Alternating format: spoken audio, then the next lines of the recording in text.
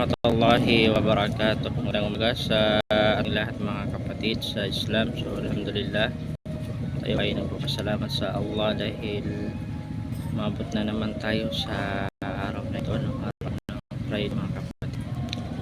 At bilang isang Muslim, pamihin po natin ang salawat natin sa ating mahal na Prophet Muhammad sallallahu alaihi wasallam.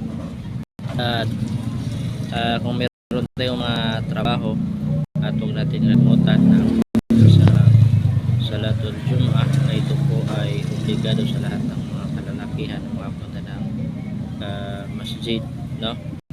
At bilang isang mananampalataya, kapag malapit na dumating ang sala, ay mas mainam na tayo magsara ng ating mga wisdom, no? O dumating na ang oras ng pagsala ng Salatul Jum'ah, ay isarado natin ang ating mga paninda para tayo ay makapag sala mga kapatid sa Islam, pang magkaroon ng baraka ang ating hanap